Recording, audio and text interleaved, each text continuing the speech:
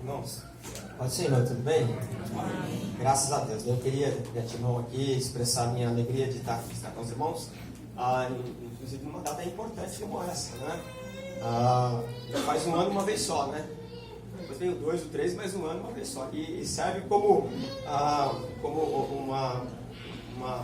uma data, a gente comemora de tal forma que a gente toma o que passou e ganha ânimo para continuar. Eu queria agradecer o pastor Pedro aqui pela gentileza de me convidar e paciência também, eu não pude atendê-lo quando o Braulio falou comigo, mas Deus preparou essa data aqui. E agradecer também o Braulio, né?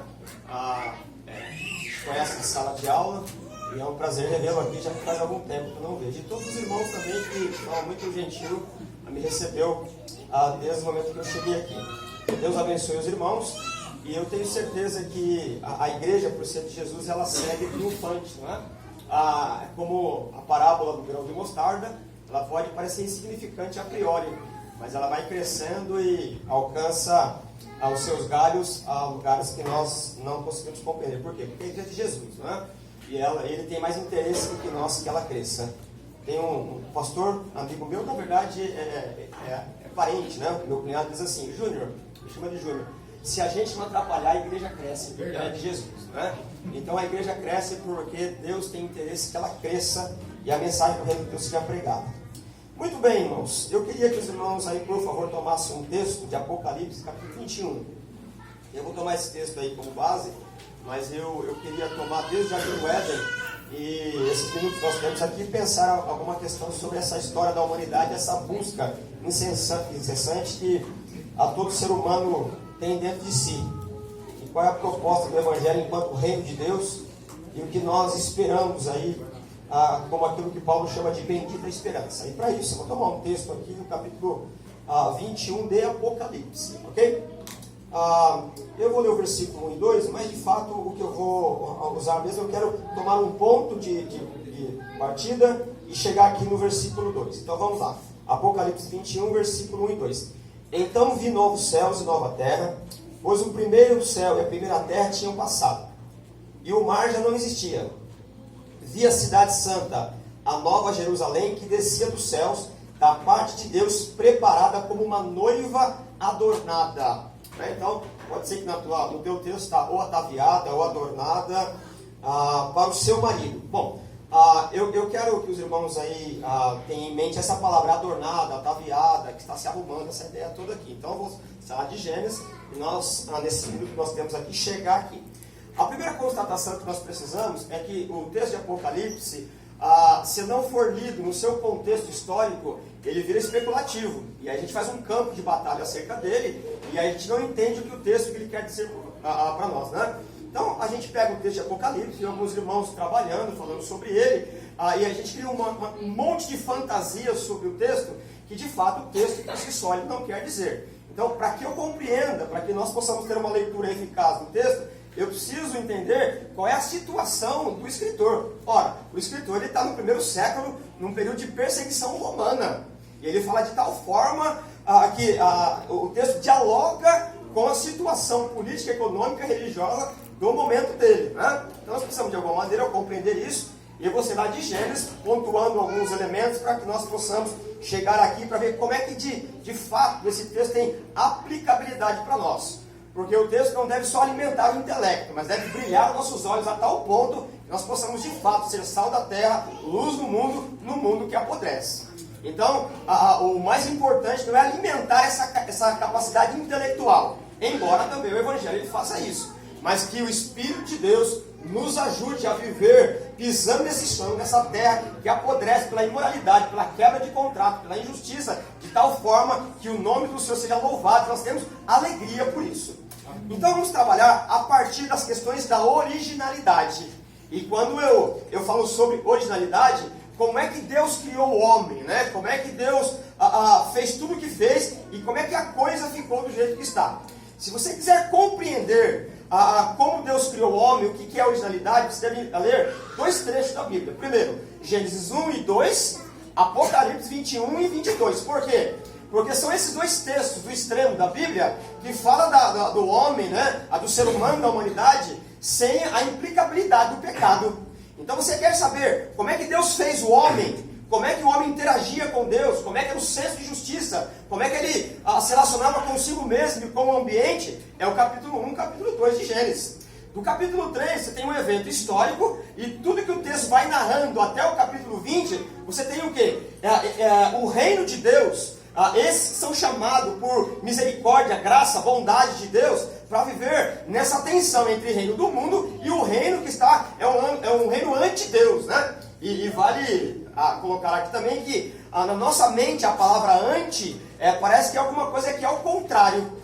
Mas a nossa Bíblia ela foi escrita em outra língua. E a palavra anti não quer dizer só que é contra Deus, mas algo que se coloca no lugar de. Então você percebe que tudo aquilo que é contra essa ideia de santificação e de reino de Deus, não é que é só vai contra a filosofia do reino de Deus, mas ela se coloca como sendo Deus.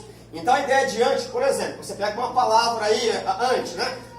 Pelo momento que a gente está vivendo aí, a gente vai tomando vacina, né? Alguns irmãos, vacina antigripal. A gente sabe o quê? Ele é antigripe, não é?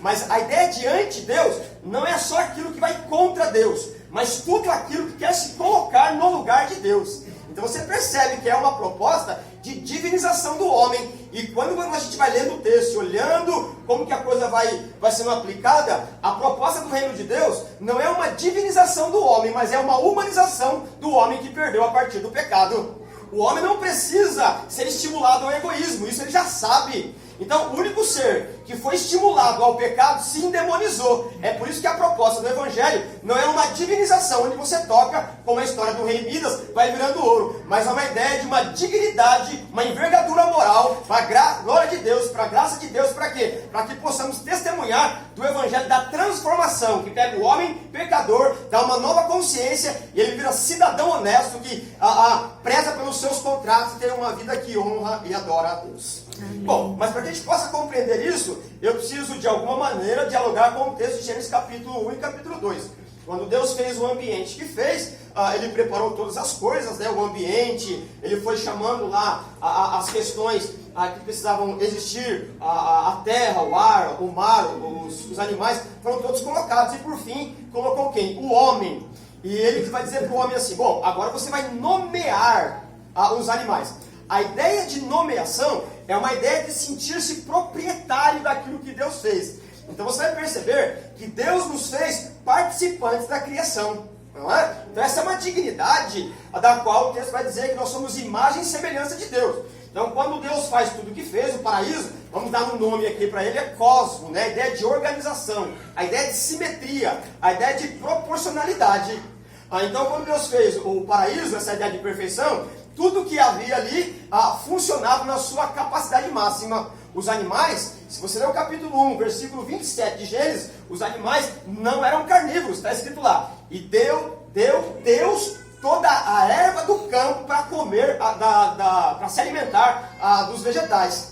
Então, pode ter algum biólogo aqui que vai dizer assim, mas espera um pouquinho, está tudo errado, eu conheço a constituição física dos animais e eu sei que alguns animais são carnívoros. Ora, aqui eu parto pelo princípio da fé. Deus fez assim, é por causa do pecado que nós nos tornamos animalizados. Inclusive, essa selvageria da natureza, ela é culpa do homem. Porque Deus, quando fez tudo o que fez de forma harmoniosa.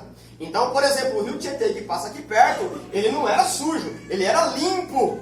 Então, por causa do pecado, as coisas foram tomando uma proporção que desonra a Deus. E aí, nós já vamos colocando uma plataforma para compreender o que significa a proposta de santificação. E aí, no último momento, Deus fez lá um boneco de barro e soprou do seu hálito naquele boneco de barro. O homem, quando ele veio para a vida, ele veio com capacidade plena. Então, o homem, nós acreditamos que não há uma evolução, como nós aprendemos na escola. O homem nasceu pronto, com sua capacidade intelectual plena, com a sua capacidade moral plena. Tudo que o homem, Deus sonhou, tudo que Deus pré-ordenou no hálito, informou para o homem, então ele estava pleno, 100%. O problema é que Deus havia colocado lá um parâmetro, se você não comer dessa fruta, quando você comer, você é expulso do paraíso, então a coisa começa a degringolar a partir daí. O homem desobedeceu e foi expulso do jardim do Éden. É a partir da expulsão do Jardim do Éden que nós tomamos o quê? Vamos nos animalizando. E essa é a palavra mesmo, por mais forte que ela seja. É mais ou menos como nós temos aqui um monitor, né? Por que ele tem? Ele está aparecendo luz, está funcionando? Porque ele está numa tomada. Você tira da tomada, se ele tirar uma bateria, ele continua por algum momento. É mais ou menos isso que aconteceu com o homem. O homem no Jardim do Éden, ele estava vibrando com todas as capacidades que ele tinha. A partir do momento da quebra de comunhão, ele foi perdendo a sua capacidade intelectual, moral, seu senso de justiça. E aí, quando ele foi expulso do Jardim do Éden, essa busca por Deus se tornou assim a sua própria morte. Porque o homem não pode pavimentar o seu caminho de volta a Deus. O paraíso está fechado para o homem. O paraíso não tem condições de retornar. Se você pega o capítulo 3 de Gênesis, está escrito que Deus colocou um querubim e uma espada, né? Uma questão metafórica ali, dizendo que o homem não consegue voltar para lá.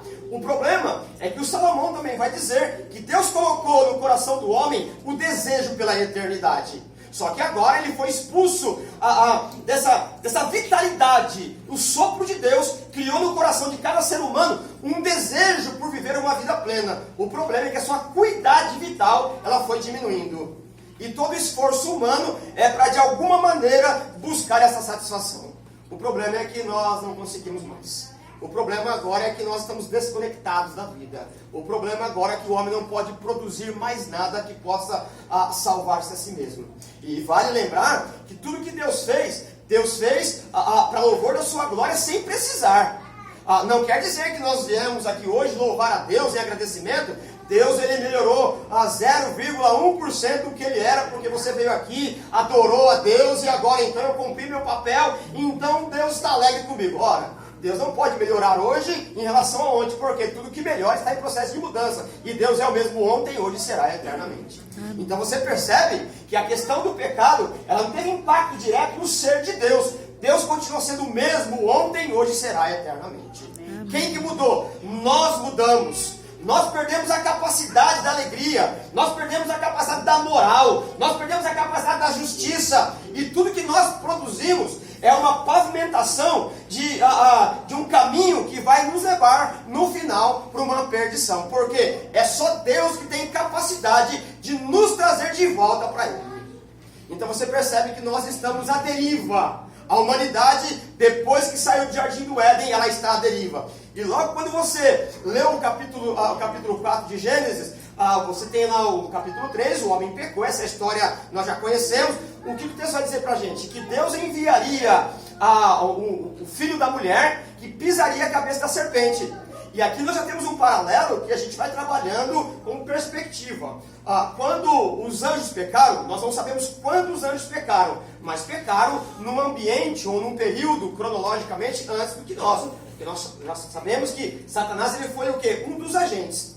Quando Satanás pecou, quando os anjos pecaram, uma parte desses anjos, o texto vai dizer, você lê o texto em Judas e em 1 Pedro, que Deus sentenciou, que eles estão sentenciados à prisão eterna. Ora, o homem também, como ser consciente, como imagem de Deus, pecou. Então, quando se esperava que Deus ia sentenciar a perdição eterna do homem que pecou, você tem lá alguma coisa que a gente chama de proto-evangelho, a primeira mensagem, ou a primeira promessa do evangelho. Vai vir alguém da semente da mulher, que vai viver a vida que é nossa, vai morrer a nossa morte para nos salvar. Ou seja, os anjos pecaram, e porque pecou, está sentenciado e nunca mais tem salvação. Mas os homens pecaram, e porque pecaram, Deus se fez homem, morreu a nossa morte, para poder salvar o homem que está perdido. Então você percebe que é uma dignidade diferente. Os anjos que pecaram se transformaram em demônios e não tem mais salvação. Mas o homem que pecou, ele pode ouvir a voz de Deus, se render ao Evangelho e ser transformado pelo poder da mensagem do Evangelho, pelo poder da pregação da palavra de Deus. Amém. Então, só por aqui você tem uma dignidade diferente. O texto do capítulo 1 de Pedro, nós temos uma paráfrase do Pedro, que ele diz assim, que os anjos, aquilo que nós chamamos, ou aqueles que chamamos de anjos eleitos, é como se eles olhassem para o nosso ambiente, para o mundo, e dissessem assim, puxa vida, eu não posso pregar o Evangelho. Por quê? Porque anjo não experimenta a salvação. A questão de Evangelho, a questão de salvação, é uma questão de experiencial. Então, anjo não pode pregar o evangelho, porque Deus não se fez anjo para salvar anjo, mas Deus se fez homem para salvar o homem. É por isso que homem prega o evangelho, para que pelo modelo do seu entusiasmo, pela presença do Espírito Santo, nós podemos dizer ao outro, ou aquele que está longe do evangelho, possa compreender que o evangelho é o caminho de Deus, o evangelho é a proposta de Deus, não para divinizar o homem, não para solucionar algumas questões paliativas aqui, mas para levar o homem de volta a Deus. E aí o texto, então, ele continua. Você não tem uma data, né, no texto de Gênesis. Então, quando você toma o texto de Gênesis, quem que é um dos primeiros filhos, ou o primeiro filho de Adão e Eva, é Caim. Tudo leva a crer que Adão e Eva entenderam que o Caim era aquele prometido. Eles tratam o Caim, como sendo o primeiro filho, como se ele fosse o Salvador. Esse camarada, ele é insuportável. Deus diz assim, vocês não devem vir para o Jardim do Éden. A todo momento, Caim quer voltar para o Jardim do Éden. Quando ele tem lá aquela questão de culto, aquele problema com o irmão, ele discute com Deus. Diz assim, não é sangue que você quer? Então toma aí o sangue do meu irmão. Por quê? Depois do pecado, a soberba humana, o homem ele se acha Deus de si mesmo. E nós temos ali a síndrome messiânica, modelo de todo homem que vive independente de Deus. Bom, o texto ele continua mostrando que outras pessoas quiseram viver alienados de Deus. Nós temos no capítulo 11 de Gênesis a Torre de Babel, né? Nós, numa leitura do senso comum, nós lemos que eles iam confeccionar lá uma torre, que a engenharia dela chegaria ao céu. Evidente que isso é uma metáfora, e evidente que isso é uma figura de linguagem. Ninguém pode construir, né, alguma torre que metafisicamente chegue às moradas de Deus. Qual é a proposta do texto? Depois que Deus prometeu que haveria um Salvador, é como se a promessa de Deus houvesse perecido.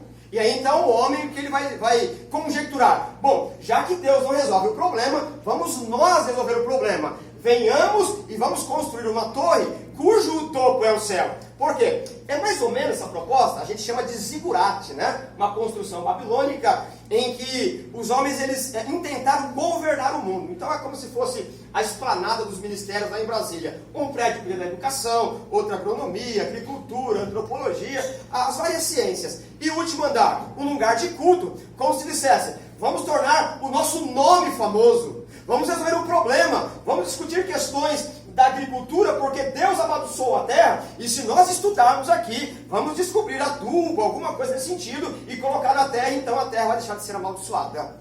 E aí você sabe o que aconteceu. Deus frustrou os planos de Babel, chama Abraão, e tudo que os homens desejam de forma desesperada, Deus dá de maneira graciosa. Babel queria ser famoso. Deus chama Abraão e fala assim, é você que vai ser famoso. Os de Babel queriam ficar num lugar vivendo alienado de Deus. Deus fala, vem cá, Abraão, você vai para todo mundo, deixa a sua família e vai pregar aí a mensagem do reino de Deus. Então, no capítulo 12, Deus coloca em marcha o plano da salvação. Escolheu Abraão. Do Abraão Isaac, do Isaac Jacó, Jacó José. O José vai lá para o Egito, por providência de Deus. José é todo o modelo de governabilidade justa, não é? Uma série de questões estão implicadas ali.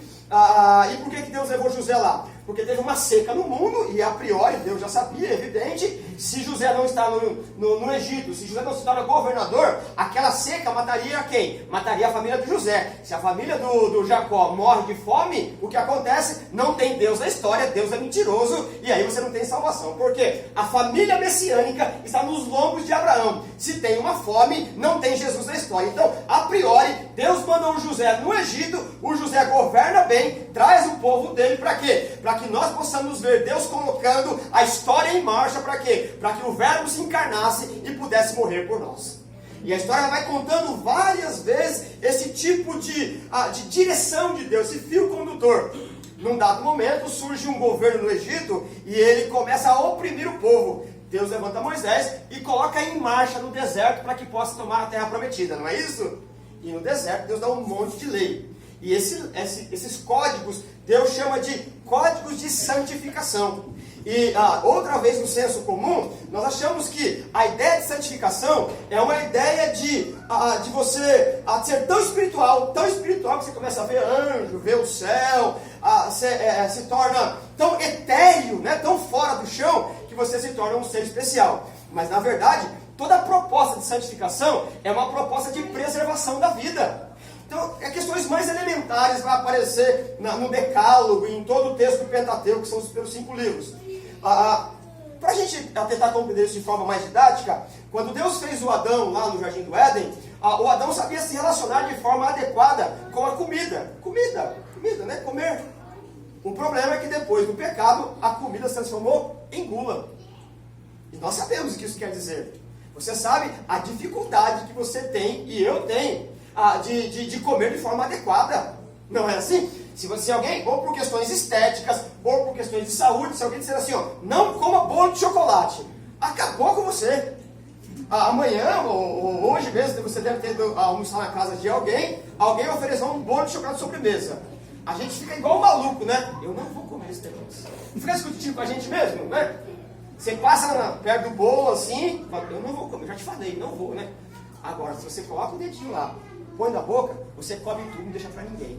Porque há uma natureza animalesca dentro de nós que nós não conseguimos dominar os nossos apetites. Por quê? O pecado arrebentou com a nossa constituição física, moral, intelectual e de justiça. Quer outro exemplo? O Adão no Jardim do Éden, ele tinha condições de descansar de forma adequada. O conceito do sábado. Hoje, o descanso virou preguiça. Não é assim? A questão da sexualidade. Deus disse para Adão e Eva, ó, crescei e multiplicai. Depois do pecado, depois da expulsão do Jardim do Éden, o que aconteceu? O sexo virou pornografia e lascívia. O homem, ele está desprogramado. E tudo que ele faz, ele vai em busca de alguma coisa que lhe falta. Ele vai em alguma coisa que lhe apeteça, que lhe complete. Mas está dito que o homem não consegue mais se completar. Por quê? Porque Deus fechou, estancou o caminho do paraíso. E o homem vai de um lado para o outro, querendo de volta essa felicidade. Mas a Bíblia vai dizer que não é possível. Só há uma possibilidade. E Jesus disse isso. Eu sou o caminho, a verdade e a vida. Ninguém vem ao Pai se não for por mim. Então você percebe que a natureza do homem o escravizou de tal maneira que ele não consegue mais lidar com questões mais básicas do cotidiano. E por que eu disse todo esse discurso aqui? Porque no paraíso, Deus vai dizer assim, sabe o que é? No paraíso não, no paraíso vou chegar daqui a pouco, né? No deserto. Sabe o que é? Não come carne de peixe gorduroso, não come carne desse animal, não come isso. Agora, por que Deus se interessa com isso? Por que Deus vai proibir questões dietéticas? Será que se eu comer uma carne de porco, comeu, né? Estou chateadinho. Ora, se comer uma carne de porco deixa Deus chateado, não é o Deus bíblico. Deus não pode, na soberania, ficar entristecido por uma ordem que é desobedecida e implicar de forma decisiva na sua pessoa. Então, alguma questão diferente, uma questão de outro ângulo tem que ser vista.